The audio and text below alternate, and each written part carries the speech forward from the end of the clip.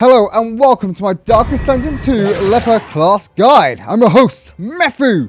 If this guide managed to help you out even a tiny little bit, please smash that like button. It would be greatly appreciated.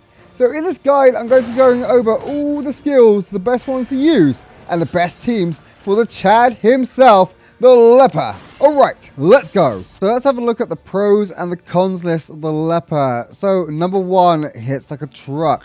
Number 2 literally is unkillable. Number 3 can stress heal himself at the drop of a hat. Number 4 can tank for his allies. Number 5, he is a Chad. So on to the con list. So there's not that many, but there's a few. So number 1, he always wants to be the driver, or he calls shotgun. Number 2, he drinks so much so his vision is very blurry. So he has a tendency to miss a lot. Number 3, he can take some enjoyment away from the rest of the party members because he is a one-shotting badass of doom. Okay, now for my favorite part of the guide, the abilities. So his first skill is chop. So he has to be standing in the first or second rank to be able to hit the first and second rank. Does 6 to 12 damage, has 5% crit, and every time he uses the ability, he has a 75% chance to blind himself. I consider this skill his bread and butter, so to speak. It hits so goddamn hard. It can literally 1 or 2 shot most enemies in the game, especially when it gets upgraded, so you can negate the blind effect that you get from it. Right, next up we have Hugh. So you need to be standing in the first or second rank to be able to hit the first 2 ranks. Does 3 to 7 damage, has 5% chance to crit, and every time you use it, has a 75% chance to blind yourself. So I like Hugh as an ability. It does good AoE damage to 2 targets in the first 2 ranks, but the main reason you're bringing the Leper along is to hit those big beefy chops on people to either 1-shot or 2-shot them. So Hugh is more used for utility than it is to use as a main damage ability, since there are normally better classes that are more suited to do AoE damage to targets than the Leper himself. Okay, next up we have Break. So you have to be standing in the first or second rows to be able to hit the first and second row of the enemy. Deals 4 to 7 damage, has a 5% crit chance, ignores any defense the enemy has, and also removes it when it hits. Has a 75% chance every time you use it to blind yourself. I don't rate Break as an ability very highly at all. I find it a bit redundant at times. Most of the time it's probably better just to chop the enemy anyway, because this thing does a very low amount of damage, and shields aren't really a big deal in this game. Dodge is more of a effective token for an enemy rather than shields, because with the shields you can literally just put a chop into the enemy that has the shield, and then you'll probably do about the same amount of damage as the Break would have. Reflection has to be used in the first and second rank. Has a cooldown of 1, removes 1 stress when used, removes blind and combo tokens as well. So you see Reflection as a bit of a trap.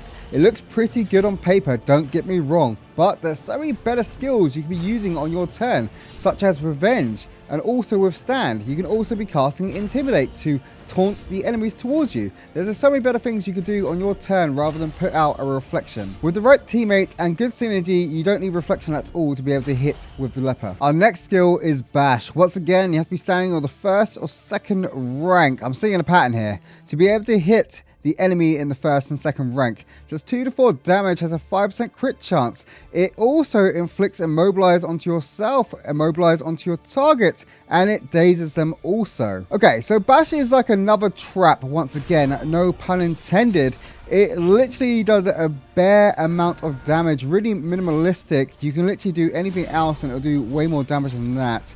It applies an Immobilize onto the enemy, which is one of the weakest effects in the game at the moment. It literally is only useful on like 1 mob, and most of the time it's probably better to do a knockback on that anyway. Now for the buffs. So Revenge can be used in the first, second, third or fourth ranks, has a cooldown of 3, can only be used twice per combat.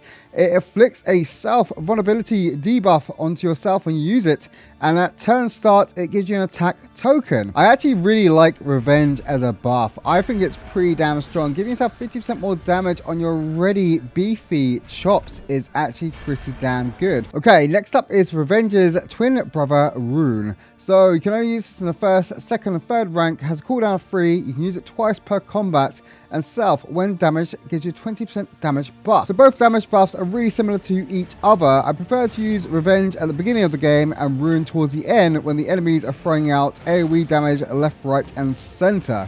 Rune can get really out of hand as well if you let it. Right, next up is Purge. Can be used from the first rank, only hits the first rank of the enemy team as well. Does 2 to 4 damage, has a 5% crit chance, and it also has a targeted knockback of 3, and it clears all corpses from the target team. I consider Purge to be quite an average ability for the Leper, just because the damage is very mediocre. The knockback is not really that needed because most of the time you want the enemies near you as a Leper to be able to chop them up to pieces. And on top of that, it clears corpses, but there's far better teammates that you will have in your party most of the time, such as the Oculus, that can clear corpses a lot more efficiently than you can. Next up, we have Solemnity. This is 2 of the abilities that make the Leper immortal.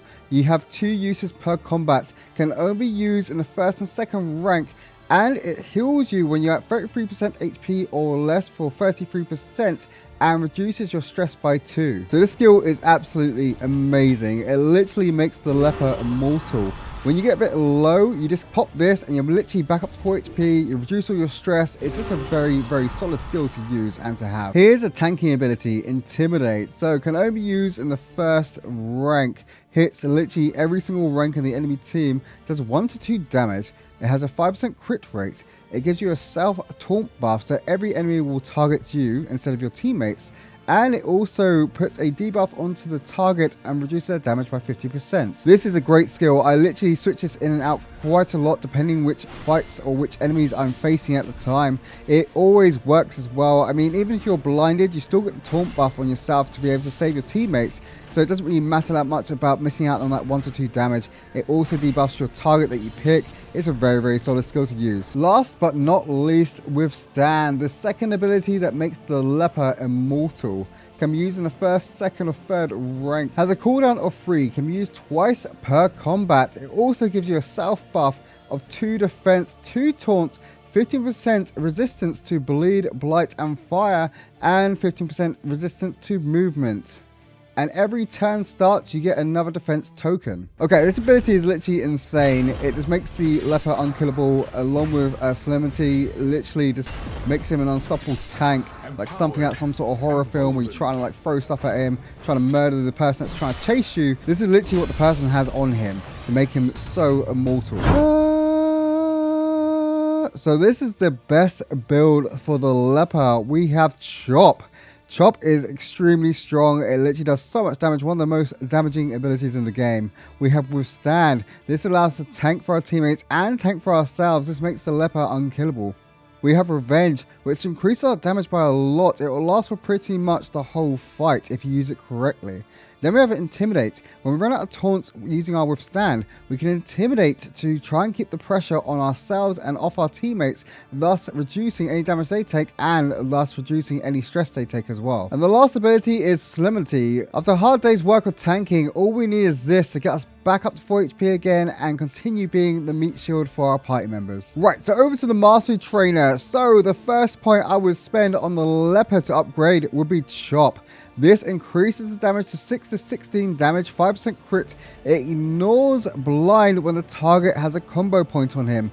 Hopefully you're running teammates that actually can apply combo tokens, which will help your Leper in the long run. Literally, as soon as I leave the first zone and get my first point, it always goes on Chop if I'm playing a Leper. Okay, the next ability I like to upgrade after Chop would be Withstand. So this increases the defense of the shield up to 75% from 50%. It gives a 25 resistance to bleed, blight, and fire instead of 15, and a 25 resistance to movement instead of 15 as well. And at turn start, it gives the same defense as normal. This makes him really absolutely even more unkillable than he already is. So I recommend upgrading this after you've upgraded a few other skills in your other party members. Solemnity. So after you've literally upgraded Chop, you've upgraded Withstand, and you've taken all the synergy skills that your party members need to make you the Leper god that you really are.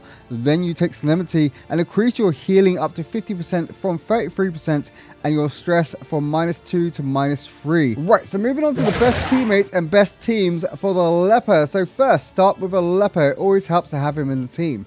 Then we take an Oculus. The reason why Oculus is so goddamn good for the Leper is because of Damon's pull. He literally pulls the backline. The Leper has a slight disadvantage when it comes to mobility, so having the Oculus pull something towards you and put a combo token on it is pretty damn strong. Another good teammate to take with the Leper is the Jester. He can apply combo points or combo tokens like no one's business. He is very strong at that. Our last teammate to take is the Highwayman. He can also apply combo tokens with his point blank shot, which helps out quite a lot. Another great setup is literally just switching out the Highwayman for the Runaway and using Smokescreen's upgrade to apply combo tokens as well. And then there's also switching out the Runaway for the Man-at-Arms and using Command to remove the Leper's blind and to enhance his damage by 50%, which is pretty damn strong. Okay, so the general way to play the Leper is to chop things to pieces.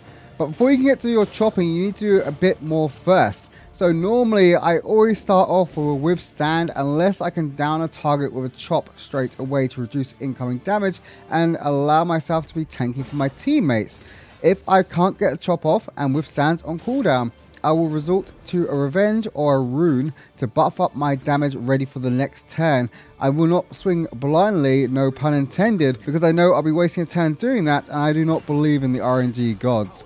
If my teammates are dying, I will use Intimidate to try and save them, or use Intimidate just to keep the stress onto myself. Hopefully, towards the end of the fight, I'm going to heal myself up and reduce my stress with Solemnity. That's hopefully though, that's if everything's going to plan. If things aren't going to plan, I'm just going to heal myself up, pop my withstand back on, and literally keep chopping away at the enemies. So when I look at the Leper, I see two things. I see a massive sword-wielding maniac murderer, and I also see a raid boss.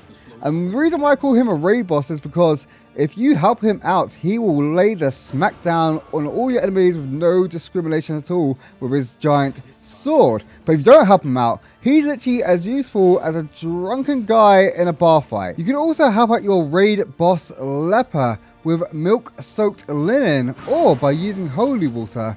Unfortunately, those items are in short supply, so it's best to build a team with good synergy that can all help out your Leper carry. Okay, that about wraps up my class guide for the Leper. If there's any other guides you want me to do or anything else, please leave me a comment, let me know. Like, subscribe, and I'll catch you in the next one. Take care.